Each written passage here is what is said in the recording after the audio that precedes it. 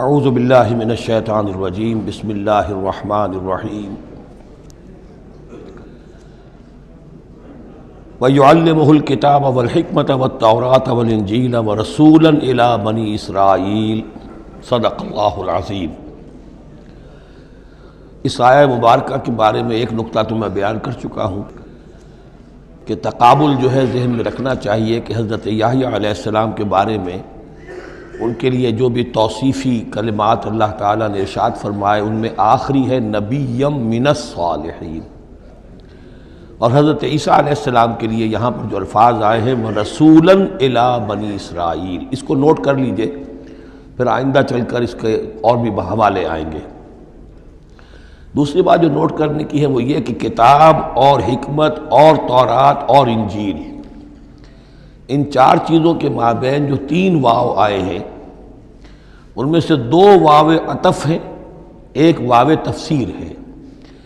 اللہ ان کو سکھائے گا کتاب اور حکمت، یعنی تورات اور انجیل۔ یہ درمیانی واو جو ہے یہ یعنی کے معنی میں ہے،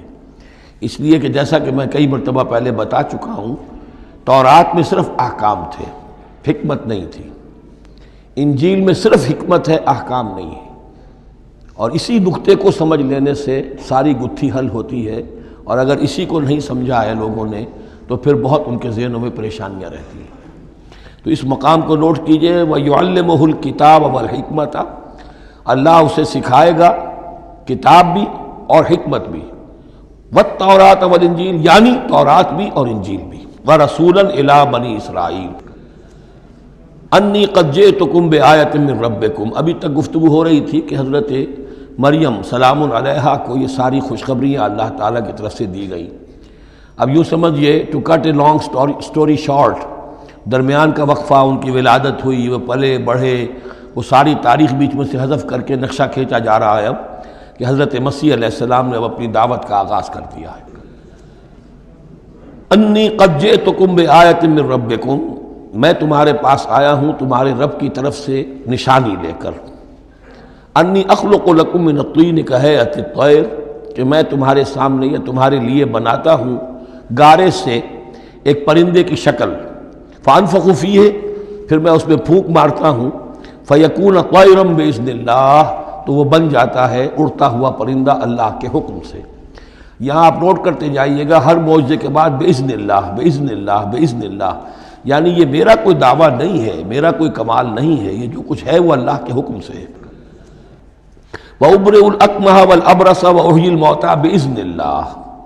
اور میں شفا دے دیتا ہوں مادرزاد اندھے کو بھی اور کوڑھی کو بھی، اور میں مردہ کو زندہ کر دیتا ہوں بِإِذْنِ اللَّهِ، اللہ کے حکم سے۔ وَأُنَبِّئُكُم بِمَا تَأْكُلُونَ وَمَا تَدَّخِرُونَ فِي بُيُوتِكُمْ، اور میں تمہیں یہ بھی بتا سکتا ہوں کہ تم کیا کھاتے ہو اور کیا چیزیں تم نے اپنے گھروں میں ذخیرہ کر رکھی ہیں۔ ان فی ذلک لآیۃ لکم، اس میں تمام چیزوں میں تمہارے لیے نشانی ہے، ان کنتم مومنین، اگر تم ایمان والے ہو یا ایمان لانا چاہو، یعنی یہ کہ اپنی رسالت کے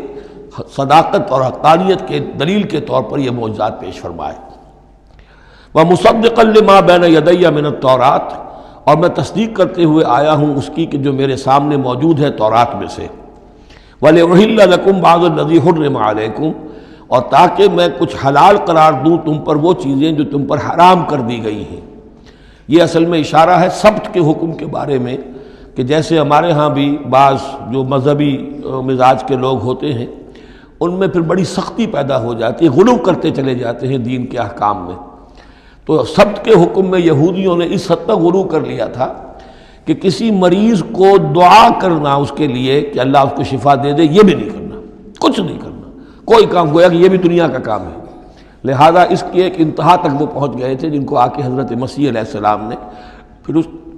اس کی وضاحت کی کہ یہ چیز کے اس کی تقاضوں میں شامل نہیں ہے۔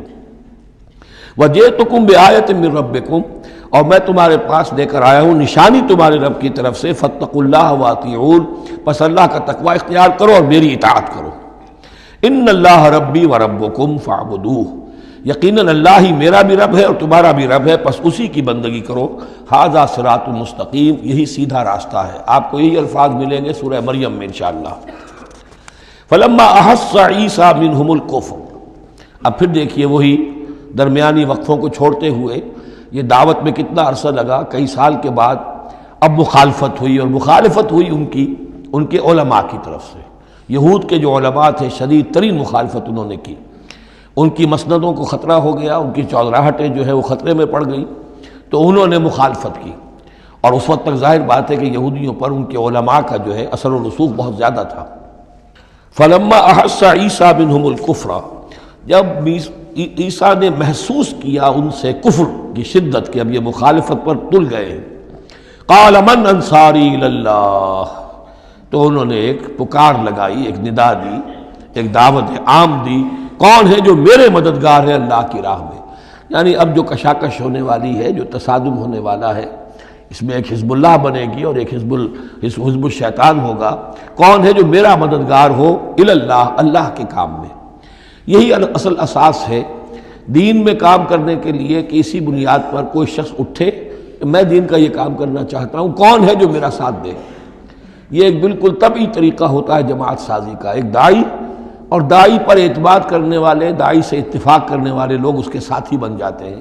ساتھی اس کے ذاتی اعتبار سے نہیں ہوتے، اس کی حکومت قائم کرنے کے لیے نہیں، اللہ کی حکومت قائم کرنے کے لیے، اس کی سرداری کے لیے نہیں، اللہ تعالیٰ کے دین کے غلبے کے لیے۔ قال الحواریون نحن انصار اللہ، کہا حواریین نے کہ ہم ہیں اللہ کے مددگار۔ حواری جو ہے اصل میں اس کے معنی ہے دھوبی، جو کپڑے کو دھو کر صاف کر دیتا ہے۔ یہ لفظ پھر آگے بڑھا ہے اپنے کردار کو صاف کرنا، اپنے اخلاق کو صاف کرنا، لیکن چونکہ حضرت مسیح علیہ السلام کی بہت سی جو تبلیغ تھی وہ گلیلی جھیل کے کناروں پر ہوتی تھی۔ اب وہاں ظاہر بات ہے جھیل جو ہے بڑی تھی، وہ سمندر کی طرح ہے، جھیل نہیں ہے، بہت بڑی جھیل ہے، تو وہاں وہ کبھی دھوبی ہوتے تھے، ان میں تبلیغ کرتے تھے، کہیں مچھیرے ہوتے تھے مچھلیاں پکڑنے والے، جا کے انہیں تبلیغ کرتے تھے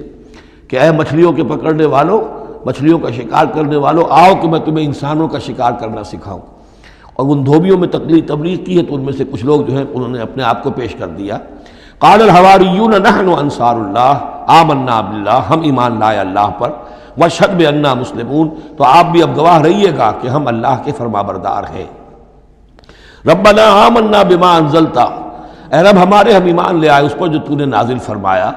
واتبعنا الرسول، اور ہم اتباع کر رہے ہیں تیرے رسول کی، فاکتبنا مع الشاہدین، تو اے پروردگار ہمارا نام گواہوں میں لکھ لے۔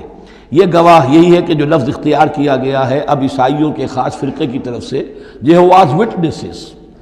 یہوا کا لفظ جو ہے وہ عبرانی میں خدا کے لیے ہے، خدا کے گواہ، یعنی وہی بات کہ جو قرآن مجید میں آئی ہے، وَكَذَلِكَ جَعَلْنَاكُمْ أُمَّةً وَسَطًا لِتَكُونُوا شُهَدَاءَ عَلَى النَّاسِ وَيَكُونَ الرَّسُولُ عَلَيْكُمْ شَهِيدًا۔ تو اللہ ہمیں اپنے گواہوں میں ہمارا نام لکھ لے، یہواز وٹنسز۔ فَاكْتُبْنَا مَعَ الشَّاهِدِينَ، مراد یہ نہیں ہے کہ یہ یہواز وٹنسز وہ لوگ ہیں، میں نے صرف وہ لفظ کی مناسبت کہ انہوں نے یہ لفظ کیوں اختیار کیا ہے، تو یہ لفظ قدیم ہے، اسلامی حکمت اور اسلام کی مصطلحات جو ہیں ان میں اس کی ایک حیثیت ہے۔ وَمَكَرُوا وَمَكَرَ اللَّهُ، اب انہوں نے بھی چالیں چلی اور اللہ نے بھی چال چلی۔ وہ جو ان کے فریسی بیٹھے ہوئے تھے، علماء بیٹھے ہوئے تھے، وہ چالیں چل رہے تھے کسی طرح اس کو پکڑوائیں، کسی طرح، اس لیے کہ وہاں جو حکومت تھی وہ یہودیوں کی نہیں تھی۔ اگرچہ یہودی ایک بادشاہ تھا، پپٹ کنگ، جیسے کنگ فاروق ہوتے تھے مصر کے اندر، اصل حکومت انگریزوں کی تھی لیکن کنگ فاروق بیٹھے ہوئے ہیں، اسی طرح کا وہ پپٹ کنگ تھا کہ جو یہودیوں میں سے تھا، اصل حکومت تھی رومیوں کی، اور رومی گورنر پائلیٹس پونٹس وہ وہاں پر موجود تھا، اور اس طرح کی کوئی کیپٹل پنشمنٹ جو ہے وہ یہودی خود نہیں دے سکتے تھے جب تک کہ وہ جو اصل گورنر ہے اس کی طرف سے اس کا حکم صادر نہ کیا جائے۔ لیکن ان کی مذہبی عدالتیں تھیں، اس میں بیٹھ کر یہ ان کے مفتی، ان کے فریسی، ان کے علماء بیٹھ کے فیصلے کرتے تھے، اور اگر وہ فیصلہ دے دیتے تھے تو ان فیصلوں کی ایگزیکیوشن جو ہے وہ پھر رومن گورنمنٹ کے تھرو، اور وہ ہوتی تھی اس کی جو تنفیذ جو ہے وہ پائلیٹس پونٹس کے ذریعے سے، لہذا ان کے ہاتھ بندھے ہوئے تھے۔ اب کسی طریقے سے پھنسوائیں اس کو، سوال الٹے سیدھے کرنے، ایسے سوال کرنے کہ وہ جواب دیں تو اس میں بغاوت کی بو آ جائے، تو کہیں دیکھو یہ رومیو یہ تمہارا باغی ہے، اس طرح کی وہ چالیں چل رہے تھے۔ وَمَكَرُوا وَمَكَرَ اللَّهُ، اللہ کی اپنی چال تھی۔ اب اللہ کی چال کیا تھی، اب اس کی تفصیل قرآن میں نہیں ہے، یعنی یہ کہ ان کے حواریین میں سے ہی ایک نے دھوکہ دیا اور حضرت مسیح علیہ السلام کو گرفتار کروایا۔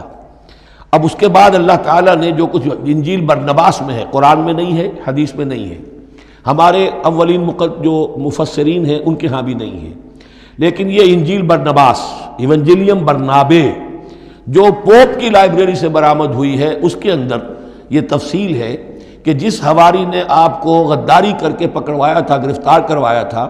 اس کی شکل حضرت مسیح کی بدل دی اللہ نے، اور وہ پکڑا گیا، سولی وہ چڑھا ہے، اور حضرت مسیح پر وہ ہاتھ ڈال ہی نہیں سکے، بلکہ جس باغ میں آپ روپوش تھے، جیسے ایک کوٹھڑی سی بنی ہوئی تھی جس میں کوئی آلات وغیرہ رکھ دیتے ہیں، اس باغ میں وہ روپوش تھے اور اس کوٹھڑی میں عبادت کر رہے تھے، باقی جو ان کے حواری ہیں 12 وہ باہر تھے۔ اس وقت وہ سٹک گیا، ایک شخص وہاں سے چپکے سے گیا کہ اب میں پکڑواؤں گا، اور جا کر جو ہے وہ سپاہیوں کو لے آیا، رات کے وقت نیلے لے کر آئے، اس نے کہا میں اندر جاؤں گا، جسے میں کہوں اے ہمارے استاذ بس پکڑ لینا وہی مسیح ہے،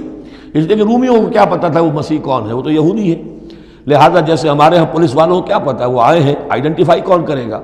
تو اس نے کہا کہ میں کہوں گا اے میرے آقا میرے استاد بس پکڑ لینا۔ اب یہ جب اندر داخل ہوا تو جیسے ہی کمرے میں داخل ہوا، اس کوٹھڑی میں اس کی چھت پھٹی، 4 فرشتے نازل ہوئے، حضرت مسیح کو لے کر وہ چلے گئے، اور اس شخص کی شکل جو ہے وہ بدل دی گئی حضرت مسیح والی۔ اب یہ گھبرا کر باہر نکلا تو دوسرے حواریین جو تھے انہوں نے کہا اے ہمارے استاد، اور ادھر سے وہ سپاہی جو ہیں داخل ہو گئے، انہوں نے اسی کو قابو کیا، سولی وہ چڑھا ہے اصل میں، حضرت مسیح نہیں۔ لیکن یہ ساری تفاصیل جو ہیں یہ قرآن میں بھی نہیں ہے، حدیث میں بھی نہیں ہے۔ جب حدیث میں نہیں ہے، قرآن میں نہیں ہے، تو ہمارے مفسرین کے پاس بھی نہیں ہو سکتی تھی، لیکن یہ کہ یہ شہادت جو ہے یہ در حقیقت انہی کے گھر سے ہمیں ملی ہے، اور یہ پوری طریقے سے فٹ ان کرتی ہے، پوری طریقے سے قرآن کا جو بیان ہے اس میں یہ پوری طرح فٹ ہوتی ہے۔ وَمَكَرُوا وَمَكَرَ اللَّهُ، انہوں نے اپنی سی چالیں چلی، اللہ نے اپنی چال چلی، وَاللَّهُ خَيْرُ الْمَاكِرِينَ، اور اللہ تعالیٰ جو ہے وہ بہترین چال چلنے والا ہے۔ اِذْ قَالَ اللَّهُ يَا عِيسَىٰ إِنِّي مُتَوَفِّيكَ وَرَافِعُكَ إِلَيَّ، یاد کرو جب کہ اللہ نے عیسیٰ سے کہا عیسیٰ میں تمہیں اب لے جانے والا ہوں۔ یہ لفظ ہے کہ جس کو قادیانیوں نے اصل میں بہت بڑی بنیاد بنایا ہے اپنے غلط عقیدے کی، کہ وفات مسیح ہو چکی ہے۔ اس لفظ کو اچھی طرح سمجھ لیجئے، وفا کے معنی ہے پورا کرنا، وعدہ وفا کرو، وفا۔ اب اس سے جب کہا جائے کسی کو پورا دینا تو باب تفعیل میں آئے گا وفا یوفی توفیتاً، وہ ہم پڑھ چکے ہیں، ووفیت کل نفس فکیف اذا جاء، جب وہ دن آئے گا ووفیت کل نفس ما عملت، جو کچھ انہوں نے کیا ہوگا پورا پورا ان کو دے دیا جائے گا۔ یہ دیکھ لیجئے آیت نمبر 25، فَكَيْفَ إِذَا جَمَعْنَاهُمْ لِيَوْمٍ لَا رَيْبَ فِيهِ وَوُفِّيَتْ كُلُّ نَفْسٍ مَا كَسَبَتْ وَهُمْ لَا يُظْلَمُونَ، ہر ایک کو بھرپور پورا بدلہ اس کے اعمال کا دے دیا جائے گا۔ یہ ہے کسی کو پورا دینا، کسی سے پورا لے لینا، یہ باب تفاعل ہوگا، توفا یا توفا، کسی کو پورا لے لینا، تو پورا لے لیتا ہے اللہ تعالیٰ نے۔ یہ لفظ جو ہے پورا بتمام و کمال، یہ گویا کہ منطبق ہوتا ہے حضرت مسیح پر، کہ حضرت مسیح کو ان کے جسم اور جان سمیت اللہ لے گیا۔ ہم جب کہتے ہیں وفات پا گیا تو یہ ہے استعارتاً، جسم یہی رہ گیا صرف جان گئی ہے، اور یہی لفظ قرآن میں آتا ہے نیند کے لیے بھی، اللہ یتوفی الانفس حین موتها، اس لیے کہ نیند میں بھی یہ ہوتا ہے کہ خود شعوری نکل جاتی ہے انسان میں سے، اگرچہ زندہ ہے، اب اس کو اگر کوئی چیونٹی کاٹ رہی ہے تو جاگ جائے گا، لیکن ویسے اس کی خود شعوری ختم ہو چکی ہے، اور روح کا تعلق ہے خود شعوری کے ساتھ، تو نیند میں بھی اللہ تعالیٰ روح کو قبض کر لیتا ہے، اس کے لیے بھی توفی کا لفظ ہے۔ پھر جب انسان مرتا ہے تو روح اور جان دونوں چلی گئیں اور صرف جسم رہ گیا، یہ بھی توفی ہے۔ اور سب سے زیادہ مکمل توفی کیا ہے کہ اللہ تعالیٰ حضرت مسیح کو ان کے جسم، جان اور روح تینوں سمیت سموچے حضرت مسیح کو زندہ جو کا توں لے گیا۔ یہ ہے عقیدہ جو مسلمانوں کا ہے، اور جہاں تک لفظ کا تعلق ہے اس میں قطعاً کوئی بات جو ہے اس میں ایسی نہیں ہے کہ جس سے کوئی شخص دلیل پکڑ سکے، سوائے اس کے کہ ان لوگوں کو بہکانا آسان ہے جنہیں عربی زبان کی گرامر سے واقفیت نہیں، وہ ایک ہی وفات جانتے ہیں۔ وفات 3 ہو گئی ہیں اضلوع قرآن جو میں نے آپ کو سمجھائی ہیں۔ اس قال اللہ یا عیسیٰ انی متوفی کا، میں تمہیں لے جاؤں گا، ورافعک الیہ، اور تمہیں اپنی طرف اٹھا لوں گا، ومطہرک من الذین کفروا، اور تمہیں پاک کر دوں گا ان لوگوں سے جنہوں نے تمہارے ساتھ کفر کیا ہے، وجاعل الذین اتبعوک فوق الذین کفروا الی یوم القیامہ، اور جو لوگ بھی تیری پیروی کریں گے انہیں اب ہمیشہ کے لیے قیامت تک ان کے اوپر رکھوں گا کہ جنہوں نے کفر کیا ہے تیرے ساتھ۔ جو تیرا انکار کر رہے ہیں یہودی، اس کے بعد سے جو پسے ہیں آج تک پس رہے ہیں۔ حضرت مسیح سن 30 میں اٹھا لیے گئے یا 33 میں، اور اس کے بعد سے آپ کو معلوم ہے کہ مسلسل سن 70 عیسوی میں ہیکل سلیمانی ختم ہوا، 1,20,000 یا 1,33,000 یہودی ایک دن میں ٹائٹس نے قتل کیے یروشلم میں، حضرت مسیح کے رفع سماوی کے 40 برس بعد۔ ان کا ہیکل سلیمانی بھی وہ جو ہے وہ ختم کر دیا گیا، اب اس کی ایک دیوار ہے، میں بتا چکا ہوں 1927-28 برس ہو گئے ہیں کہ ان کا کعبہ گرا پڑا ہے۔ 1917 سے پہلے تک، بلکہ یوں سمجھیے پہلے 500 برس تک تو ان کا داخلہ بھی ممنوع تھا۔ یہ تو حضرت عمر کے ہاتھوں جب فتح ہوا ہے، یہ ڈائسپورا کا ان کا پیریڈ کہلاتا ہے۔ ایک پیریڈ ان کا کیپٹیوٹی کا تھا، جبکہ وہ نیبوکڈنیزر لے گیا تھا انہیں اور بیبیلونیا میں قید میں رکھا ہے، وہ ہے ان کا پیریڈ آف کیپٹیوٹی۔ اس کے بعد واپس آئے حضرت عزیر کے زمانے میں، دوبارہ دوسرا ٹیمپل بنایا، اس کے بعد یہ ٹیمپل سن 70 عیسوی میں ختم ہوا، اور ڈائسپورا کہلاتا ہے کہ منتشر ہو جانا۔ انہیں وہاں سے نکال دیا گیا تھا کہ تم دفع ہو جاؤ یہاں سے، اب فلسطین میں تم نہیں رہ سکتے۔ کوئی روس چلا گیا، کوئی ہندوستان چلا گیا، کوئی مصر چلا گیا، کوئی اور یورپ چلا گیا، پوری دنیا میں پھیل گئے۔ یہ ڈائسپورا اولاً ختم ہوا ہے حضرت عمر رضی اللہ تعالیٰ عنہ کے ہاتھ سے، جب فتح ہوا ہے یروشلم۔ اس وقت حضرت عمر نے اس کو یروشلم کو اوپن سٹی قرار دیا کہ یہاں عیسائی بھی آ سکتے ہیں، مسلمان بھی آ سکتے ہیں، یہودی بھی آ سکتے ہیں، یہ سب کا مشترک شہر ہے۔ لیکن جو عیسائی تھے یروشلم کے، انہوں نے جب ہینڈ اوور کیا تھا، فتح نہیں کیا تھا مسلمانوں نے یروشلم، ایک ٹریٹی کے تحت، ایک معاہدے کے تحت ہینڈ اوور کیا تھا۔ اس معاہدے میں یہ شرط انہوں نے لکھوائی تھی کہ یہودیوں کو یہاں آباد ہونے کی اجازت نہیں دیں گے۔ چنانچہ یہ اجازت تو ہو گئی حضرت عمر کے زمانے سے کہ آ سکتے ہیں، زیارت کر سکتے ہیں، لیکن یہاں رہ نہیں سکتے، پراپرٹی پرچیز نہیں کر سکتے، کوئی مکان نہیں بنا سکتے، سیٹل نہیں ہو سکتے۔ یہ رہا ہے جب تک کہ موجود رہی ہے اسلامی خلافت۔ ترکوں نے بھی اجازت نہیں دی، بڑی سے بڑی رشوتیں یہودیوں نے دینی چاہیے انہیں، اور در حقیقت خلافت کا خاتمہ جو کروایا یہودیوں نے، وہ اس لیے کہ انہیں یہ نظر آتا تھا کہ اس خلافت کے ہوتے ہوئے ہمارے لیے ممکن نہیں رہے گا کہ ہم کسی طرح بھی فلسطین میں دوبارہ آباد ہو سکیں۔ لیکن پھر برطانیہ کے جو وزیر تھا بالفور، اس کے ذریعے سے انہوں نے بالفور ڈیکلریشن 1917 میں حاصل کیا ہے۔ پھر ان کو حق ملا ہے کہ یہ یہاں آ کر جائیداد بھی خرید سکتے ہیں، سیٹل بھی ہو سکتے ہیں، اور اس کے یوں سمجھیے کہ 31 برس کے بعد پھر اسرائیل کی ریاست وجود میں آئی ہے۔ یہ تاریخ ذہن میں رہے۔ اگرچہ 1917 کے بعد سے انہیں کچھ سانس تو مل گیا ہے، اب ایک طرح سے محسوس ہوتا ہے کہ دنیا میں بڑے اقتدار پر ہیں، مٹھی بھر ہیں، یہ زیادہ سے زیادہ 13-14 ملین ہے، 1.5 کروڑ سے بھی کم، لیکن پوری دنیا کی سب معیشت جو ہے اس کا بڑا حصہ ان کے کنٹرول میں ہے۔ لیکن پھر بھی یہ سب کچھ جو ہے وہ عیسائیوں کی سپورٹ کی وجہ سے ہے۔ اگر عیسائی ان کی مدد نہ کریں تو ان کا تو یوں سمجھیے کہ ٹکڑے اڑا کر رکھ دیں عرب ایک دن میں۔ لیکن اب پیچھے پوری امریکہ کی حکومت ہے، امریکہ کے حواریین ہیں، خاص طور پر west white Anglo Saxon Protestants, امریکہ اور برطانیہ، وہ تو گویا کہ ان کے در خرید ہیں ایک طرح سے،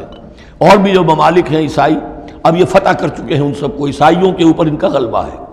اس لیے اب جو شکل ہے وہ بھی یہ ہے کہ ان کا وجود ہے یہی کہ عیسائی ہیں اوپر، اور یہ معنوی طور پر سازشی انداز میں انہیں کنٹرول کر رہے ہیں۔ اذ قال اللہ یا عیسیٰ انی متوفیک ورافعک الی ومطہرک من الذین کفروا وجاعل الذین اتبعوک فوق الذین کفروا الی یوم القیامہ ثم الی مرجعکم فاحکم بینکم فیما کنتم فیہ تختلفون۔ پھر تم سب جو ہے تمہارا لوٹنا میری ہی طرف ہے، اور پھر میں تمہیں بتا دوں گا اور فیصلہ کر دوں گا تمہارے مابین ان باتوں میں جن میں تم اختلاف کر رہے تھے۔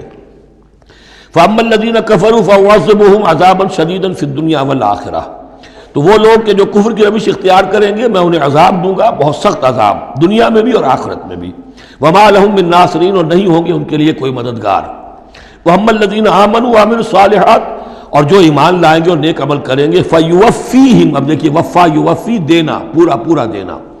تو ان کو وہ پورا پورا دے گا، اجورہم، ان کا اجر۔ واللہ لا یحب الظالمین، اللہ ظالموں کو پسند نہیں کرتا۔ ذالک نتلوہ علیک من الآیات والذکر الحکیم، یہ وہ چیزیں ہیں جو ہم آپ کو پڑھ کر سنا رہے ہیں۔ گویا کہ یہاں بھی پس منظر میں حضرت جبرائیل علیہ السلام ہے کہ یہ اللہ تعالیٰ کی آیات ہیں اور ذکر حکیم ہے جو ہم آپ کو پڑھ کر سنا رہے ہیں۔ ان مثل عیسیٰ عند اللہ کا مثل آدم، عیسیٰ کی مثال اللہ کے نزدیک آدم کی سی ہے۔ خلقہ من تراب ثم قال له کن فیکون، اسے بنایا مٹی سے پھر کہا ہو جا، وہ ہو گیا۔ اب یہ آیت وہ ہے قرآن مجید میں کہ جو لوگ بھی اسپیشل کریشن کے قائل ہیں کہ حضرت آدم کسی ایولیوشن کے نتیجے میں کسی اسپیشیز کے وجود میں آنے کے بعد اس کے ایک فرد کی حیثیت سے نہیں ان کا استفاع ہوا، بلکہ وہ اسپیشلی کریٹ کیے گئے ہیں مٹی سے براہ راست، ان کے حق میں یہ آیت دلیل ہے۔ تو یہ جو بھی نظریات ہیں ابھی، چونکہ ایولیوشن بھی ہے تو وہ بھی نظریہ ہے، تھیوری آف اسپیشل کریشن ہے وہ بھی نظریہ ہے۔ نظریوں کے باب میں انسان ادھر ادھر کوئی رائے رکھ سکتا ہے، ابھی یہ کوئی طے شدہ حقائق نہیں ہے۔ ان میں ہم غور کر سکتے ہیں کہ قرآن مجید میں کس مقام پر کس چیز کے لیے کوئی تائید یا کوئی تھوڑی سی توثیق نکلتی ہے۔ تو اللہ کے نزدیک تو عیسیٰ کی مثال ایسے ہی ہے جیسے آدم، اسے مٹی سے بنایا اور کہا کن فیکون۔ تو اب اگر اسپیشل کریشن کا معاملہ ہے تو نہ باپ نہ ماں، بغیر باپ اور بغیر ماں کے تو کیا وہ الہ بن گئے؟ بنانے والا تو اللہ ہے۔ حضرت عیسیٰ ماں تو ہے، باپ نہیں ہے، حمل تو ہوا ہے، 9 مہینے ماں کے پیٹ میں تو رہے ہیں، تو وہ تو آدم سے کم معاملہ ہوا تخلیق میں اعجاز کے اعتبار سے۔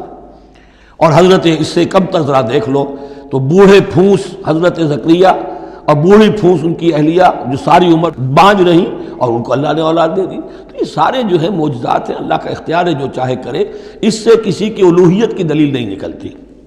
الحق من ربک، یہ حق ہے آپ کے رب کی طرف سے، فلا تکن من الممترین، تو ہرگز نہ ہو جانا اس میں شک کرنے والوں میں سے۔ فمن حاجک فیہ، تو اے نبی جو بھی اس معاملے میں آپ سے اب بھی حجت بازی کرے، جھگڑا کرے، بحث کر رہا ہے، ابھی سینگ الجھا رہا ہے بحث کے اندر،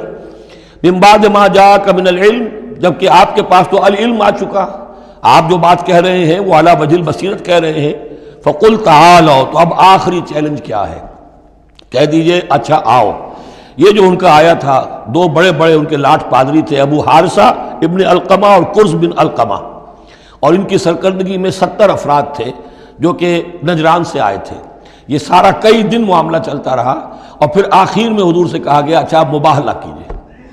قل، ان سے کہہ دیجئے تعالوا، آؤ، ندعو ابناءنا و ابناءکم، آؤ ہم بلاتے ہیں اپنے بیٹوں کو، تم بلاؤ اپنے بیٹوں کو، ونساءنا ونساءکم، ہم بلا لیتے ہیں اپنی عورتوں کو، تم بلاؤ اپنی عورتوں کو، وانفسنا وانفسکم، اور ہم بھی آ جاتے ہیں تم بھی آ جاؤ، ثم نبتہل، پھر ہم گڑ گڑا کر اللہ سے دعا کریں، فنجعل لعنت اللہ علی الکاذبین، تو ہم کہیں کہ اللہ جو ہم میں سے جھوٹا ہو اس پر لعنت کر دے۔ یہ مباہلہ ہے، اور یہ مباہلہ ہوتا ہے کب؟ جب کہ احقاق حق ہو چکے، بات پوری واضح ہو جائے، آپ کو یقین ہو کہ یہ میرا مخاطب جو ہے بات سمجھ گیا ہے، صرف ضد میں اڑا ہوا ہے، اس وقت پھر یہ مباہلہ آخری شے ہوتی ہے، تاکہ ظاہر ہو جائے۔ اگر تو واقعتاً اسے یقین ہے تو وہ مباہلہ کی چیلنج قبول کر لے گا، اور اگر دل میں چور ہے، وہ جانتا ہے کہ حق بات تو اسی کی ہے، اور لہذا پھر وہ مباہلہ نہیں کرے گا۔ چنانچہ یہی ہوا، انہوں نے مباہلے سے انکار کیا، فرار کی راہ اختیار کی، اور ایسے ہی چلے گئے۔ فمن حاجک فیہ من بعد ما جاءک من العلم فقل تعالوا ندعو ابناءنا وابناءکم ونساءنا ونساءکم وانفسنا وانفسکم ثم نبتہل فنجعل لعنت اللہ علی الکاذبین ان ھذا لہو القصص الحق، یہ ہے صاف صاف جو بھی سرگزشت ہے صحیح اور حق، وہ یہ ہے، وما من الہ الا اللہ، اور نہیں ہے کوئی معبود اللہ کے سوا، وَإِنَّ اللَّهَ لَهُوَ الْعَزِيزُ الْحَكِيمُ، اور یقیناً اللہ تعالیٰ ہی ہے زبردست اور کمال حکمت والا۔ یہاں اب دوسرا حصہ ختم ہو گیا، یہ 31 آیات ہیں، 32 اور 31 مل کر یہ 63 آیت پر۔ فَإِن تَوَلَّوْا، پھر اگر وہ پیٹھ موڑ لے، فَإِنَّ اللَّهَ عَلِيمٌ بِالْمُفْسِدِينَ، یہاں آ کر 63 آیات ہوئی، پھر اگر وہ پیٹھ موڑ لے تو اللہ تعالیٰ خوب جانتا ہے ان مفسدوں کو کہ یہ ماننے والے نہیں ہیں، لہذا وہ پورا قافلہ واپس چلا گیا۔ اب یہ جو تیسرا حصہ نصف اول کا آ رہا ہے، یہ پھر انہی 4 رکوعوں کے بہت مشابہ ہے کہ جو سورہ بقرہ میں آئے تھے 15ویں سے لے کر 18ویں رکوع تک،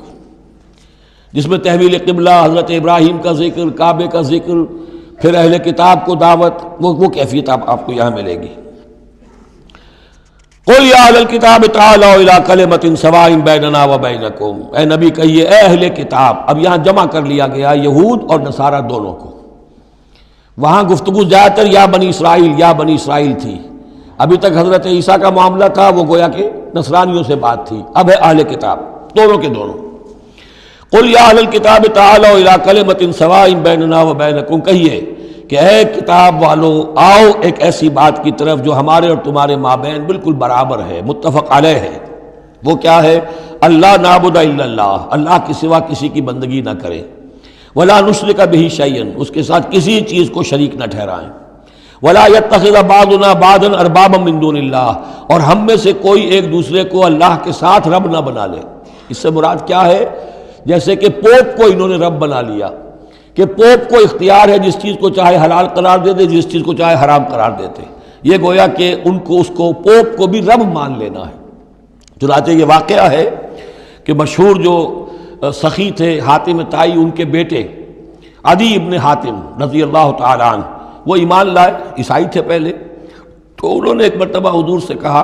کہ یہ قرآن یہ کہتا ہے کہ ہم نے اللہ کے سوا کسی اور کو رب بنا لیا، تو یہ بات کچھ سمجھ میں نہیں آئی، ہم نے تو کسی کو رب نہیں بنایا۔ تو حضور نے فرمایا کیا یہ صحیح نہیں ہے کہ تمہارے جو پادری کہہ دیں، جو پوپ کہہ دیں کہ یہ حق ہے، یہ صحیح ہے، یہ جائز ہے، اس کو تم جائز مان لیتے ہو، جس کو وہ کہہ دیں حرام ہے حرام مان لیتے ہو کہ جی ہاں ایسا تو ہے۔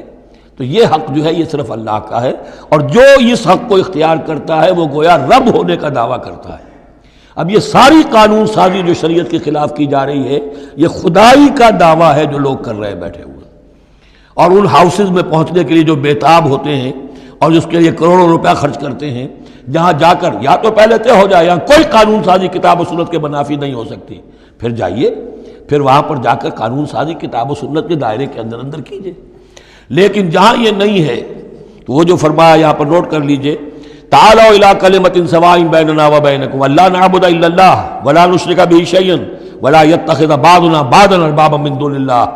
فإن تولوا، پھر اگر وہ منہ موڑ لیں، فقولوا، اے مسلمانوں تم کہو،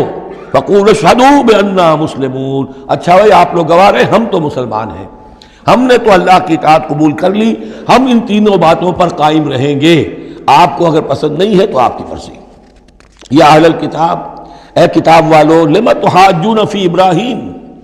تم ابراہیم کے بارے میں کیوں جھگڑتے ہو؟ وما انزلت التوراۃ والانجیل الا من بعدہ، حالانکہ تم بھی مانتے ہو کہ تورات بھی ان کے بعد نازل ہوئی، انجیل بھی بعد میں نازل ہوئی، یہودیت بعد کی پیداوار ہے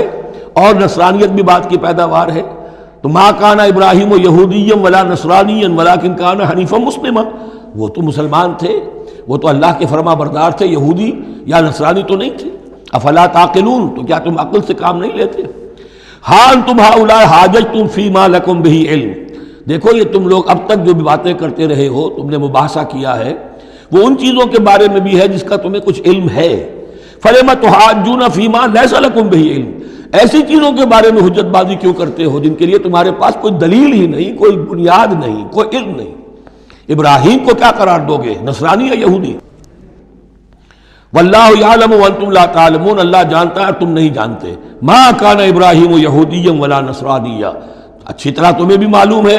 ابراہیم نہ یہودی تھے نہ نصرانی تھے، ولیکن کان حنیفا مسلما، وہ تو اللہ کے فرما بردار تھے بالکل یکسو ہو کر۔ وما کان من المشرکین، اور نہ ہی وہ مشرکوں میں سے تھے۔ گویا کہ تین طبقات جو موجود تھے عرب میں اس وقت، یا مشرکین عرب تھے، وہ بھی اپنے آپ کو منسوب کرتے تھے، وہ تو چونکہ نسل تو حضرت اسماعیل کی ہے تو وہ بھی کہتے تھے ہمارا رشتہ ابراہیم سے ہے، یہودی بھی نصرانی بھی، لیکن فرمایا ابراہیم جو ہے وہ نہ یہودی تھے نہ نصرانی تھے نہ مشرک تھے۔ ان اول الناس بابراہیم الذین اتبعوہ، یقیناً ابراہیم سے سب سے زیادہ قربت رکھنے والے لوگ تو وہ ہیں جو ان کی پیروی کرتے ہیں، اور وہ کون ہے؟ وَهَذَا النَّبِيُّ، یہ نبی محمد صلی اللہ علیہ وسلم، والذین آمنوا، اور وہ کہ جو ان پر ایمان لائے، واللہ ولی المومنین، اور اللہ ان مومنوں کا ساتھی ہے، مددگار ہے، پشت پناہ ہے، حمایتی ہے۔ وَدَّتْ طَائِفَةٌ مِّنْ أَهْلِ الْكِتَابِ لَوْ يُضِلُّونَكُمْ وَمَا يُضِلُّونَ إِلَّا أَنفُسَهُمْ وَمَا يَشْعُرُونَ، اہل کتاب کا ایک گروہ جو ہے تلا ہوا ہے، اس پر آرزو مند ہے کہ اے مسلمانوں تمہیں کسی طریقے سے گمراہ کر دیں۔ لَوْ يُضِلُّونَكُمْ وَمَا يُضِلُّونَ إِلَّا أَنفُسَهُمْ، وہ نہیں گمراہ کر سکیں گے مگر اپنے آپ کو۔ وَمَا يَشْعُرُونَ، انہیں اس کا شعور نہیں ہے۔ یا اہل الکتاب، دیکھیے کو انداز جو ہے بڑا ہی داعیانہ، جیسا کہ وہ جو 5واں رکوع تھا سورہ بقرہ کا، اس طرح کا انداز ہے یہاں۔ یا اہل الکتاب لما تکفرون بآیات اللہ وانتم تشہدون، اے کتاب والو، اے اہل کتاب، کیوں تم اللہ تعالیٰ کی آیات کا انکار کرتے ہو جبکہ تم اس کے قائل ہو، پہچان چکے ہو، دل میں جان چکے ہو۔ یا اہل الکتاب لما تلبسون الحق بالباطل وتکتمون الحق وانتم تعلمون، اے اہل کتاب کیوں تم حق کے اوپر باطل کا ملمہ چڑھاتے ہو، کیوں حق کو چھپاتے ہو جانتے بوجھتے۔ یہ بھی اس 5ویں رکوع میں آیت موجود تھی، ولا تلبسوا الحق بالباطل وتکتموا الحق وانتم تعلمون۔ وقالت طائفۃ، اب ایک بڑی سازش کا ذکر ہو رہا ہے کہ جو انہوں نے کی تھی مسلمانوں کے خلاف اور محمد رسول اللہ کو ناکام بنانے کے لیے۔ اس سازش کا پس منظر کیا تھا کہ چونکہ صورتحال یہ آ چکی تھی دنیا کے سامنے کہ جو ایک مرتبہ دائرہ اسلام میں داخل ہو جاتا تھا، اب چاہے اسے مار دیں، اسے پیٹیں، اسے بھوکا رکھیں، اسے سزا دیں، جو بھی ٹارچر کریں، واپس نہیں آتا۔ تو دھاک بیٹھ گئی نا کہ اسلام کے اندر کوئی ایسی کشش ہے، اسلام کے اندر کوئی ایسی حقانیت ہے، کوئی ایسی مٹھاس ہے کہ ایک آدمی بڑی سے بڑی قربانی دینے کو تیار ہے، ایک دفعہ اسلام قبول کرنے کے بعد اسلام کو سے دستبردار ہونے کو تیار نہیں۔ یہ جو ساکھ بن گئی تھی اس کو توڑنے کا ذریعہ سوچا انہوں نے کہ ایسا کرو، صبح کے وقت اعلان کرو کہ ہم ایمان لے آئے، سارا دن محمد کی صحبت میں رہو صلی اللہ علیہ وسلم، شام کو کہہ دو جی دیکھ لیا ہم نے، کچھ نہیں ہے یہاں، یہ دور کے ڈھول سہانے ہیں، ہم تو اپنے ہی کفر میں جا رہے ہیں، اپنے ہی راستے پہ جا رہے ہیں۔ اب اس سے یقیناً کچھ لوگ سمجھیں گے کہ انہوں نے سازش کی ہوگی، کچھ لوگ سمجھیں گے کہ بھائی بڑے متقی لوگ تھے، بڑے خشوع و خضوع کے ساتھ آئے تھے، بڑے اعلان کے ساتھ، شان کے ساتھ انہوں نے کلمہ کہا تھا اور ایمان قبول کیا تھا، پھر دیکھو سارے دن حضور کی محفل میں بیٹھے رہے ہیں، کچھ نہ کچھ تو دیکھا ہی ہوگا نا آخر، ایسے کیسے یہ لوگ چلے گئے۔ عام لوگوں کے دلوں میں وسوسہ اندازی جو ہے اس سے کرنا بہت آسان کام ہے، وہ سازش تھی جو بنائی، اور اسی کا اصل میں تعلق ہے قتل مرتد کی سزا۔ اسلامی ریاست میں اس سازش کا راستہ روکنے کے لیے یہ سزا تجویز کی گئی ہے کہ جو شخص ایمان لے آئے پھر کفر میں جائے گا تو قتل کر دیا جائے گا، کیونکہ اسلامی ریاست کی بنیاد ہے، آئیڈیولوجیکل ریاست ہے یہ، ایمان اور اسلامی تو اس کی بنیاد ہے، اس کی جڑوں کو کھودنے والی جو چیز ہو سکتی ہے اس کی تو پوری جو ہے اس کی بندش اور اس کا سد باب ہونا چاہیے۔ وقالت طائفۃ من اہل الکتاب آمنوا بالذی انزل علی الذین آمنوا وجہ النہار، اور اہل کتاب کے گروہ نے یہ طے کیا ایمان لاؤ اس چیز پر جو نازل کی گئی ہے ان اہل ایمان پر صبح کے وقت، دن چڑھے، وَاکْفُرُوا آخِرَہُ، اور کفر کر دو، اعلان کفر کر دو دن کے آخر میں، لعلہم یرجعون، شاید ان میں سے بھی کچھ لوٹ آئیں، اندر سے جا کے کچھ لوگوں کو تو گھسیٹ لائیں گے ہم کہ وہ جو ہے وہ بھی اسلام کو چھوڑ دیں، وہ مشتبہ ہو جائے معاملہ، ان پر وسوسہ پیدا ہو جائے۔ وَلَا تُؤْمِنُوا إِلَّا لِمَنْ تَبِعَ دِينَكُمْ، اور دیکھو ہرگز ایمان نہ لانا مگر اسی چیز پر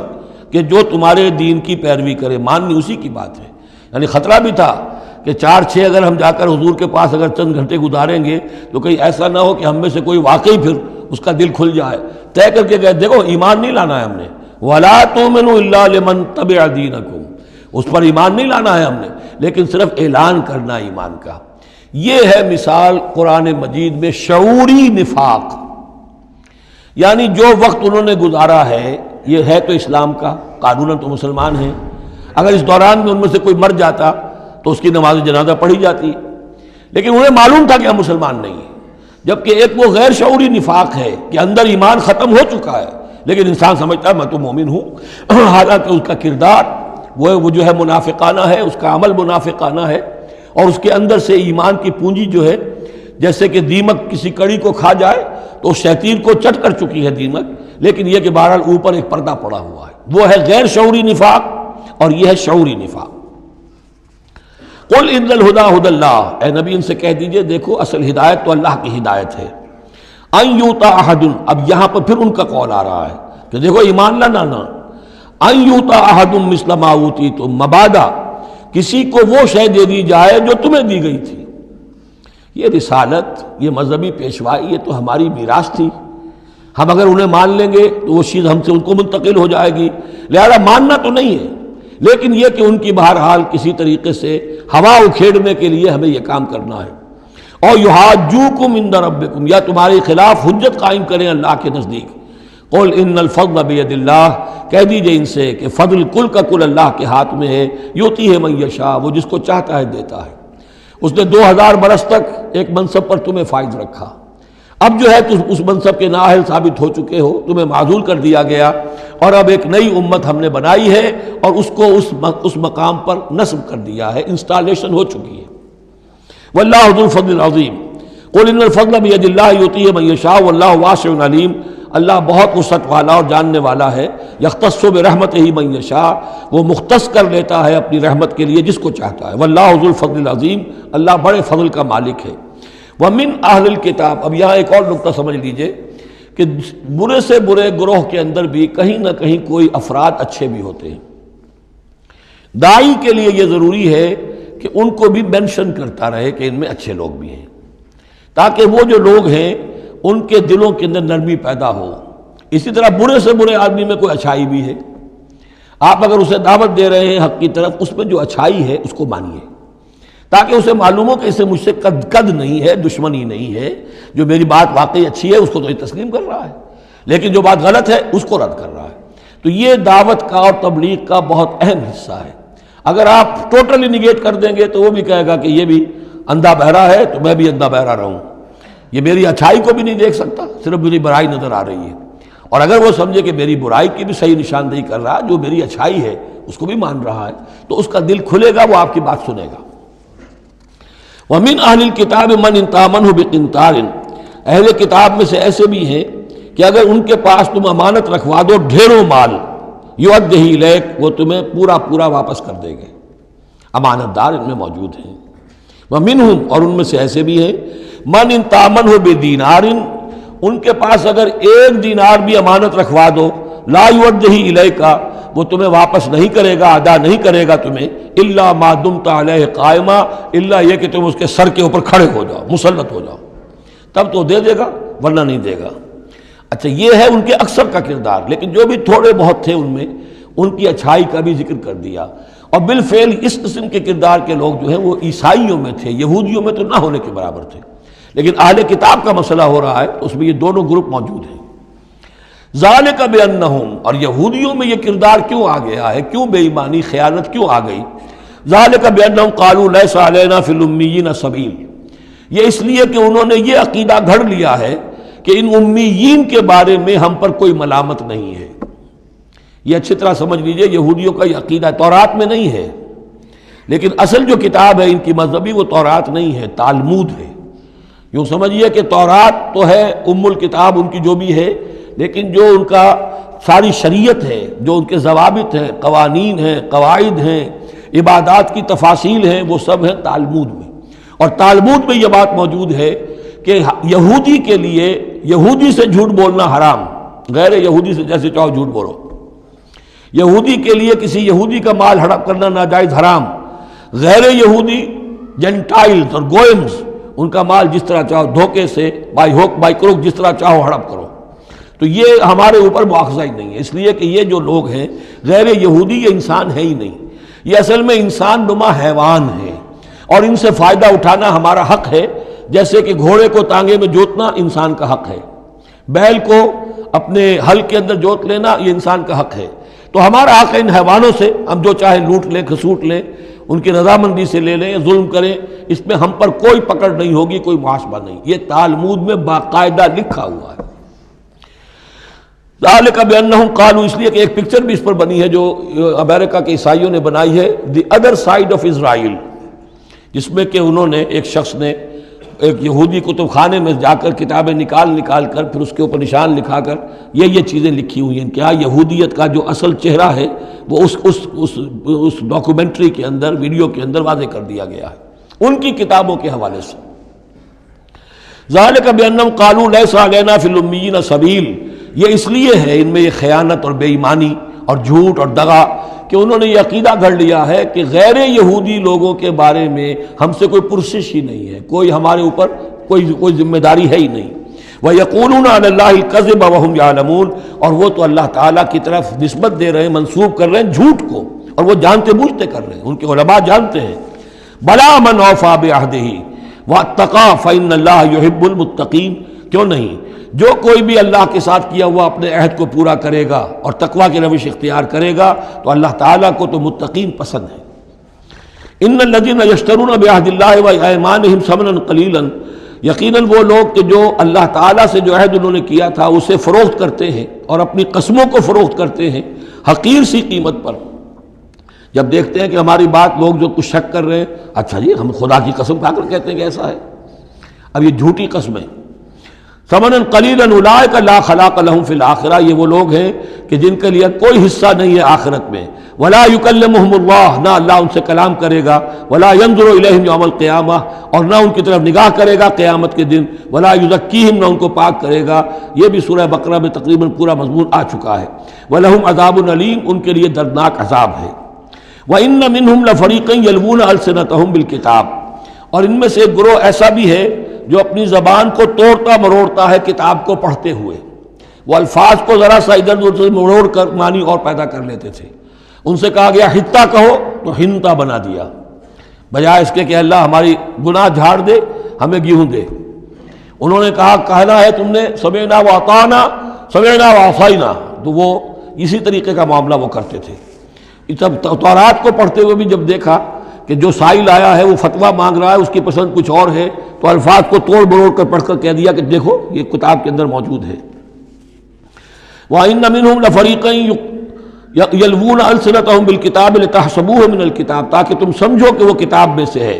وَمَا هُوَ مِنَ الْكِتَابِ، وہ کتاب میں سے نہیں ہوتا۔ وَيَقُولُونَ هُوَ مِنْ عِنْدِ اللَّهِ، اور وہ کہتے ہیں یہ اللہ کی طرف سے ہے۔ وَمَا هُوَ مِنْ عِنْدِ اللَّهِ، جبکہ وہ اللہ کی طرف سے نہیں ہوتا۔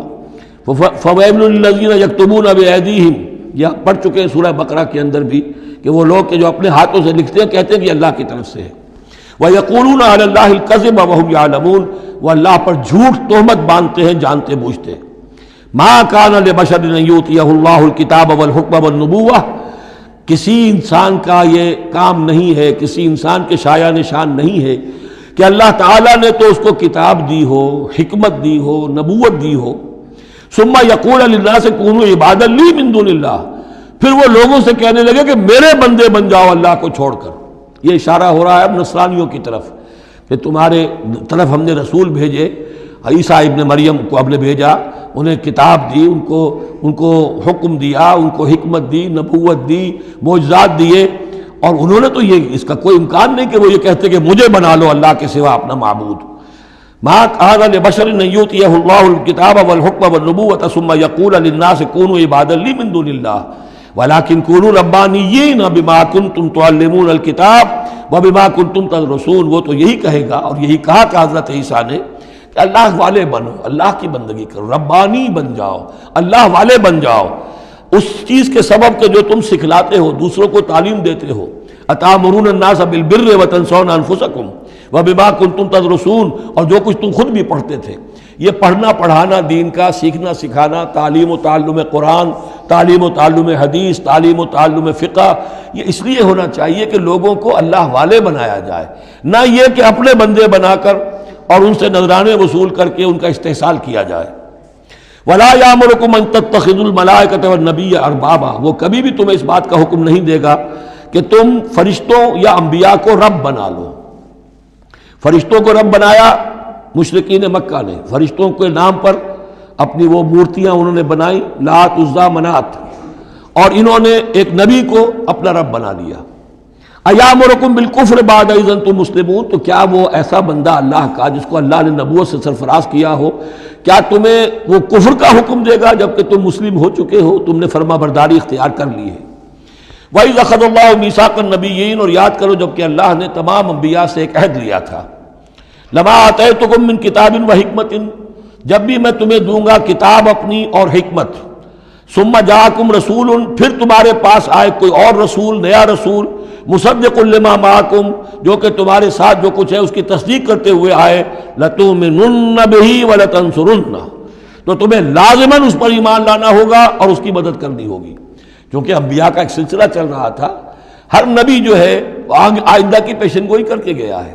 اور یہ بھی ختم نبوت کے بارے میں بہت بڑی دلیل ہے کہ ایسی کسی شے کا ذکر قرآن میں یا حدیث میں نہیں ہے، بلکہ اس کے برعکس ہے کہ نبوت مجھ پر ختم ہو گئی ہے، ورنہ اس سے پہلے تمام انبیاء حضرت مسیح حضور کی بشارت دے کر گئے، تمام انبیاء کی کتابوں میں بشارتیں موجود ہیں۔ اگر آپ انجیل پڑھیں برنباس کی تو اس میں تو کوئی صفحہ خالی نہیں ہے جس میں کہ حضور کی بشارت نہ ہو اور حضور کے بارے میں خوشخبری نہ ہو، لیکن یہ کہ وہ باقی انجیلوں میں سے نکال دیا گیا۔ قال اقررتم واخذتم علی ذلکم اسری، اللہ نے فرمایا تم نے اقرار کر لیا اے نبیو۔ اب یہ کہاں کیا گیا؟ یہ عالم ارواح میں۔ تمام نبی ایک دفعہ تو جمع نہیں ہو سکتے تھے، عالم ارواح میں یہ عہد لیا گیا ہے۔ تم نے اس کو قبول کیا اور اس پر میری ذمہ داری قبول کر لی۔ قالوا اقررنا، جیسے ہم سب کے سب کہہ کے آئے تھے الست بربکم قالوا بلا، ایسے ہی جنہیں نبوت سے سرفراز ہونا تھا ان کی ارواح سے یہ اضافی جو ہے عہد لیا کہ اگر میں تمہیں نبی بنا کر بھیجوں گا، تمہارے بعد جو نبی آئے گا پھر تمہیں اپنے لوگوں کو یہ کہہ کر جانا ہے کہ بعد میں آنے والے کی مدد کرنا اور اس کی نصرت کرنا، اس پر ایمان لانا۔ قال فاشهدوا وانا معكم من الشاهدين، تو اللہ نے کہا تو اچھا تم بھی گواہ رہو اور میں بھی گواہ ہوں۔ فمن تولى بعد ذلك، تو جس نے بھی منہ موڑ لیا اس کے بعد، فاولئک هم الفاسقون، تو یقیناً وہی ہے سرکش ناہنجار۔ افغیر دین اللہ یبغون، تو کیا یہ اللہ کے دین کے سوا کوئی اور دین چاہتے ہیں؟ وَلَهُ أَسْلَمَ مَنْ فِي السَّمَاوَاتِ وَالْأَرْضِ طَوْعًا وَكَرْهًا وَإِلَيْهِ يُرْجَعُونَ، جبکہ آسمانوں اور زمین میں جو کچھ ہے اللہ کے سامنے سر تسلیم خم کیے ہوئے ہے، چاہے خوشی سے اور چاہے مجبوراً، اور اسی کی طرف ان سب کو لوٹا دیا جائے گا۔ قُلْ آمَنَّا بِاللَّهِ، یہ دیکھیے 16ویں رکوع کی سورہ بقرہ کی آیات جو ہیں تقریباً تھوڑے سے لفظی فرق کے ساتھ، کہیے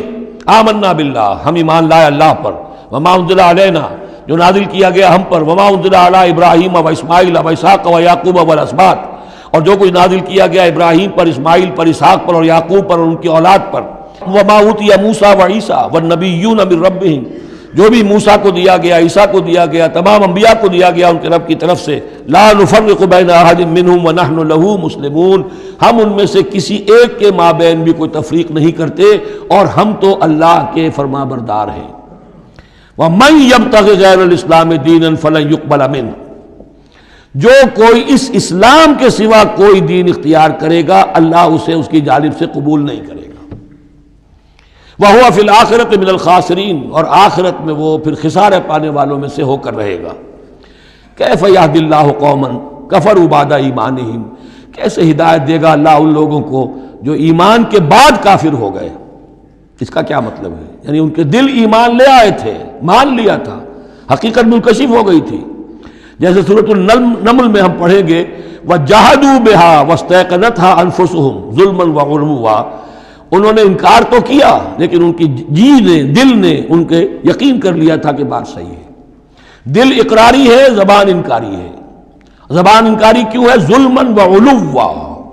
حق تلفی کرنے کے لیے اور اپنی سربلندی کے لیے، اپنی چودراہٹ کے لیے، بغیم بینہم، ورنہ دل ان کے ایمان لا چکے تھے۔ تو کیف یہدی اللہ قوما کفروا بعد ایمانہم، کہ جب حق منکشف ہو گیا، دل نے گواہی دے دی کہ حق ہے، پھر بھی کفر کیا۔ وَشَهِدُوا أَنَّ الرَّسُولَ حَقٌّ، اور انہوں نے گواہی دی کہ رسول حق ہے، آپس میں باتیں کرتے تھے۔ چنانچہ روایت میں آتا ہے کہ جو علقمہ کے دو بیٹے جو ہیں ابو حارثہ اور کرز، جب یہ چلے تھے یمن سے، نجران سے، تو کہیں ٹھوکر لگی کرز کے گھوڑے کو، تو اس نے کہا تعیس العمد، ہلاک ہو جائے وہ دور والا، یعنی جس کی طرف ہم جا رہے ہیں، محمد کی طرف صلی اللہ علیہ وسلم۔ اس پر بڑے بھائی نے کہا، ابو حارثہ نے، تعیست امک، تیری ماں ہلاک ہو جائے۔ اس نے کہا کیوں؟ میں نے تو محمد کو کہا تھا جو کچھ کہا تھا، تمہیں کیوں اس طرح برا لگا؟ انہوں نے کہا تمہیں معلوم نہیں ہے وہ وہی نبی ہیں، ہم پوری طرح جان چکے ہیں وہ وہی نبی ہیں، ان کی شان میں گستاخی نہیں کریں گے، پکڑے جائیں گے ہم، وہ نبی ہیں اور وہی ہیں جن کے ہم منتظر تھے۔ انہوں نے کہا پھر مانتے کیوں نہیں؟ تم جانتے ہو ان بادشاہوں نے ہمیں بڑا مقام دیا ہوا ہے، رومن امپائر کے تحت تھے یہ لوگ اور مصر کی حکومت کے، اور انہوں نے ہمیں مقام دے رکھا ہے، ہمیں دولت دی ہے، ہمیں مال دیا ہے، ہمیں حیثیت دی ہے، مراتب دیے ہیں، اگر ہم نے محمد کو مان لیا تو سب چھن جائیں گے۔ یہ باقاعدہ روایت میں موجود ہے۔ ابھی آتے ہوئے تو جاتے ہوئے کیا حال ہوگا آپ اس کا اندازہ کیجئے، جبکہ مباہلے سے فرار کر کے گئے ہیں۔ وَشَهِدُوا أَنَّ الرَّسُولَ حَقٌّ، وہ گواہی دے چکے ہیں کہ رسول حق پر ہیں اور حق ہیں۔ وَجَاءَهُمُ الْبَيِّنَاتُ، اور ان کے پاس کھلی کھلی نشانیاں آ چکی ہیں۔ وَاللَّهُ لَا يَهْدِي الْقَوْمَ الظَّالِمِينَ، اللہ ایسے ظالموں کو ہدایت نہیں دیتا۔ أُولَٰئِكَ جَزَاؤُهُمْ أَنَّ عَلَيْهِمْ لَعْنَةَ اللَّهِ وَالْمَلَائِكَةِ وَالنَّاسِ أَجْمَعِينَ، یہ تو وہی لوگ ہیں کہ جن کا بدلہ یہ ہے کہ ان پر اللہ کی بھی لعنت ہے، فرشتوں کی بھی اور تمام انسانوں کی بھی۔ یہ الفاظ بھی سورہ بقرہ میں آ چکے ہیں۔ خالدین فیہا، وہ اسی لعنت میں رہیں گے۔ لا یخفف عنہم العذاب، ان کے عذاب میں کوئی تخفیف نہیں کی جائے گی، ولا ہم ینظرون، نہ انہیں کوئی مہلت ملے گی، الا الذین تابوا من بعد ذلک، ہاں ابھی دروازہ کھلا ہے توبہ کا، سوائے ان کے کہ جو اس کے بعد توبہ کر لیں، واصلحوا، اور اصلاح کر لیں اپنی یا نیک عمل کریں، فإن اللہ غفور الرحیم، تو ابھی توبہ کا دروازہ بند نہیں ہے، یقیناً اللہ غفور الرحیم ہے۔ ان الذین کفروا بعد ایمانہم ثم ازدادوا کفرا لن تقبل توبتہم، جو لوگ جنہوں نے کفر کیا اپنے ایمان کے بعد، حق کو پہچان لینے کے بعد، چاہے زبان سے مانا ہو یا نہ مانا ہو، پھر اگر وہ کفر کرتے ہیں یا ایمان نے کے بعد زبان سے مرتد ہو جاتے ہیں، ثم ازدادوا کفرا، پھر وہ اپنے کفر میں بڑھتے چلے گئے، لن تقبل توبتہم، ان کی توبہ کبھی قبول نہیں ہوگی، واولئک ھم الضالون، اور وہ تو یقیناً گمراہوں میں سے ہیں۔ ان الذین کفروا وماتوا وهم کفار، یقیناً وہ لوگ کہ جنہوں نے کفر کیا اور فوت ہو گئے، مر گئے اسی حال میں کہ وہ کافر تھے، فلن يقبل من احدهم ملء الارض ذهبا ولو افتدى به، تو ان میں سے کسی ایک سے زمین کی مقدار کے مطابق سونا بھی فدیے میں قبول نہیں کیا جائے گا اگر وہ پیش کر سکے۔ اب ظاہر بات ہے یہ محال ہے، ناممکن ہے، لیکن یہ کہ بات سمجھانے کے لیے کہ وہاں پر کوئی فدیہ نہیں ہے، زمین کے حجم کے برابر بھی سونا دے کر اور کوئی چھوٹنا چاہے گا تو نہیں چھوٹے گا۔ یہ وہی بات ہے، واتقوا یوما لا تجزی نفس عن نفس شیئا ولا يقبل منها شفاعۃ ولا يؤخذ منها عدل، کوئی فدیہ نہیں لیا جائے گا، ولا هم ينصرون، نہ ان کی مدد ہوگی۔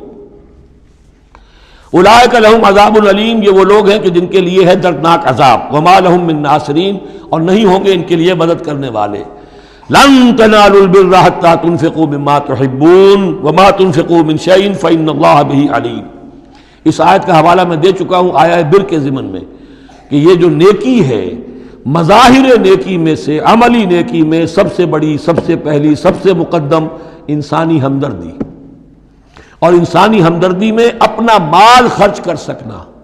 اور مال بھی وہ کہ جو محبوب ہو، ردی ہو، دل سے اتر گیا ہو، بوسیدہ ہو گیا ہو، وہ کسی کو دے کر اور سمجھا جائے کہ حاتم طائی کی قبر پر لات مار دی میں نے، تو وہ حماقت ہے اپنی جگہ پر۔ لن تنالوا البر حتى تنفقوا مما تحبون، تم ہرگز نہیں پہنچ سکو گے نیکی کے مقام کو جب تک کہ خرچ نہ کرو اس میں سے جو تمہیں پسند ہے۔ وما تنفقوا من شيء فإن الله به علیم، اور جو کچھ بھی تم خرچ کرو گے اللہ کو اس کا علم ہے۔ کل طعام کان حلا لبنی اسرائیل الا ما حرم اسرائیل علی نفسہ من قبل ان تنزل التوراۃ، یہ بھی ایک جھگڑا تھا، یہودی کرتے تھے کہ ان کی شریعت میں اونٹ کا گوشت حرام تھا، حضور نے آ کر جو حرام چیزوں کا اعلان کیا اس میں اونٹ کا گوشت حرام نہیں ہے۔ ان کا اگر شریعت یہ وہی ہے، اگر شریعت موسوی ہے تو یہ تغیر کیسے ہو گیا؟ اس کی حقیقت بتائی ہے کہ تورات کے نزول سے قبل حضرت یعقوب علیہ السلام کو ذاتی جیسے بات ہوتی ہے کہ شاید ناپسند ہے، انہوں نے اونٹ کا گوشت اپنے اوپر حرام کر لیا تھا، جیسے حضور نے اپنی 2 ازواج مطہرات کی دلجوئی کے لیے بعض چیزیں جو حلال تھیں ان کی قسم کھا لی، یا ایھا النبی لما تحرم ما احل اللہ لک تبتغی مرضات ازواجک، یہ چیز ان کے ہاں روایت کے طور پر چلی آ رہی تھی، تو اللہ نے فرمایا لاؤ تورات اور دکھاؤ کہاں لکھا ہوا۔ تورات کے نزول سے پہلے یہ شکل حضرت یعقوب علیہ السلام کی تھی، اس کی تم پیروی کر رہے ہو۔ تو کھانے پینے کی وہ چیزیں جو اسلام نے حلال کی ہیں، کل الطعام کان حلا لبنی اسرائیل، وہ بنی اسرائیل کے لیے بھی حلال تھی، الا ما حرم اسرائیل علی نفسہ، سوائے ان چیزوں کے کہ جنہیں حرام ٹھہرا لیا تھا اسرائیل، اسرائیل سے مراد حضرت یعقوب اللہ کے بندے عبداللہ، علی نفسہ ہی، اپنی جان پر، من قبل ان تنزل التوراۃ، اس سے پہلے کہ تورات نازل ہو، اس لیے کہ یہ تو 300-400-500 سال کا فصل ہے حضرت یعقوب میں اور نزول تورات میں۔ قل فاتوا بالتوراۃ فاتلوها، اے نبی ان سے کہیے تم جو اعتراض ہم پر کر رہے ہو تو لاؤ تورات اور پڑھو اور دکھاؤ، ان کنتم صادقین، اگر تم سچے ہو۔ شریعت تورات کے اندر کہیں بھی اونٹ کے گوشت کی حرمت نہیں ہے۔ فمن افترى علی اللہ الکذب من بعد ذلک فاولئک هم الظالمون، اور جو لوگ اس کے بعد بھی اللہ کی طرف جھوٹ منسوب کرتے رہے تو یہ لوگ ظالم ہیں۔ اب ان سے کیا آدمی گفتگو کرے؟ قل صدق اللہ، کہہ دیجئے اللہ نے جو کچھ کہا صحیح فرمایا، فاتبعوا ملت ابراہیم حنیفا، بس پیروی کرو ملت ابراہیم کی جو یکسو تھے یا یکسو ہو کر، یہ حنیفہ کا لفظ دونوں طرف جا سکتا ہے، ابراہیم کی صفت یا حال حنیفہ، اور یہ اتباع کا حال بھی ہو سکتا ہے۔ فاتبعوا ملت ابراہیم حنیفہ، یکسو ہو کر، بعد کی تمام تقسیمات سے بلند تر ہو کر جو ابراہیم کا طریقہ ہے اس کی پیروی کرو۔ وما کان من المشرکین، اور مشرکین میں سے نہیں تھے۔ ان اول بیت وضع للناس للذی ببکہ، یقیناً پہلا گھر جو لوگوں کے لیے بنایا گیا اللہ کی عبادت کے لیے وہ وہی ہے جو بکہ میں ہے۔ بکہ اور مکہ یہ دو در حقیقت ایک ہی لفظ کے لیے دو پروننسیشن سے۔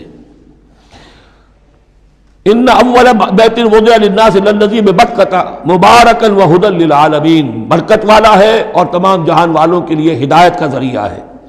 فیہ آیات بینات مقام ابراہیم، اس میں آیات بینات ہیں۔ ترتیب دیکھ لیجئے، وہاں کے 4 رکوع جو تھے ان میں پہلے اس کا ذکر ہوا تھا، پھر باقی ساری گفتگو تھی۔ یہاں ترتیب الٹ گئی ہے، ساری گفتگو کے بعد اب آخر میں یہ حصہ جو ہے تیسرا اس کا وہ ختم ہو رہا ہے، اس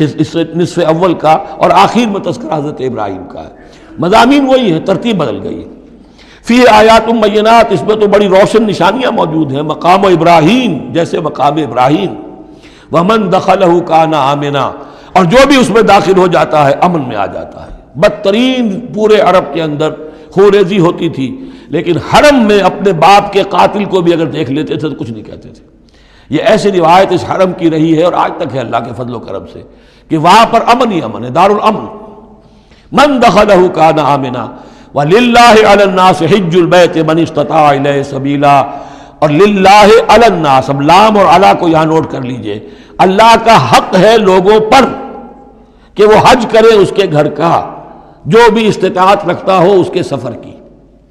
للہ علی الناس، اللہ کا حق ہے لوگوں پر، حج البیت، گھر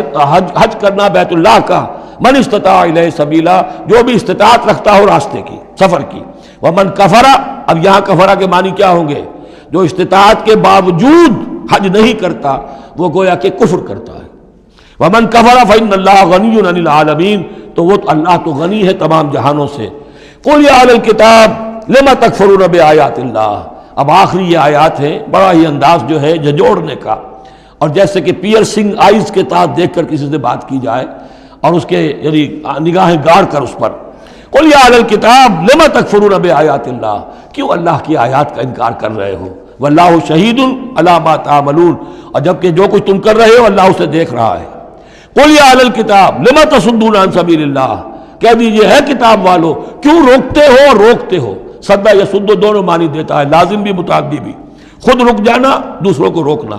کیوں رکتے ہو اور روکتے ہو اللہ کے راستے سے؟ من آمنا، جو ایمان لے آتا ہے، تبغونہا عوجا، تم اس کے لیے ٹیڑھ تلاش کرتے ہو، سازشیں کرتے ہو کہ صبح کو ایمان لاؤ اور شام کو کافر ہو جاؤ، تاکہ یہ ایمان والے جو ہیں ان کے دل میں بھی وسوسے اور دغدغے پیدا ہو جائیں۔ من آمنا تبغونہا عوجا، تم چاہتے ہو کہ وہ بھی کج راستہ اختیار کر لیں، وانتم شہداء، اور تم خود جانتے ہو جو کچھ کر رہے ہو۔ وما اللہ بغافل عما تعملون، اور اللہ غافل نہیں اس سے جو تم کر رہے ہو۔ لیکن ان تمام سازشوں کے جواب میں اہل ایمان سے کہا گیا، یا ایھا الذین آمنوا ان تطیعوا فریقا من الذین اوتوا الکتاب یردوکم بعد ایمانکم کافرین، اے وہ لوگوں جو ایمان لائے ہو، اگر ان اہل کتاب کے ان کسی گروہ کی تم پیروی کرو گے تو یہ تمہیں لازماً لوٹا کر لے جائیں گے تمہارے ایمان کے بعد، پھر تمہیں کفر کی حالت میں لے جائیں گے۔ وَکَیْفَ تَکْفُرُونَ، اور سوچو تو صحیح کیسے کفر کرو گے، کیسے اس راستے پر جاؤ گے۔ وَأَنْتُمْ تُتْلَىٰ عَلَيْكُمْ آیات اللہ،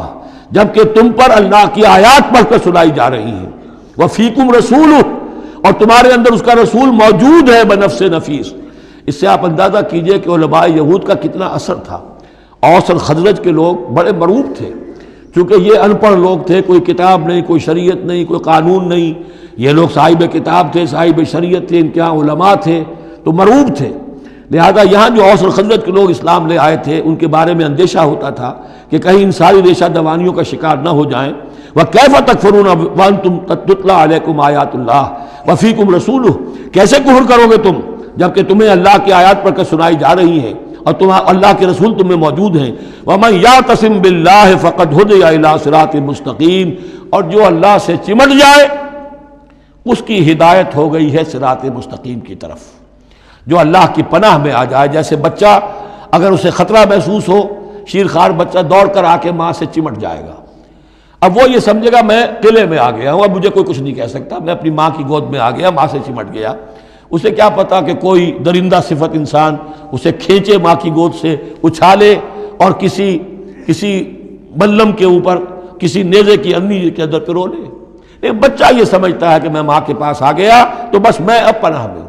ایسے ہی من یعتصم باللہ، جو اللہ کی پناہ میں آ گیا، فقد ہدی الی صراط مستقیم، اس کی ہدایت تو ہو گئی سیدھی راہ کی طرف. اللہم ربنا اجعلنا منہم، اللہم ربنا اجعلنا منہم، آمین یا رب العالمین.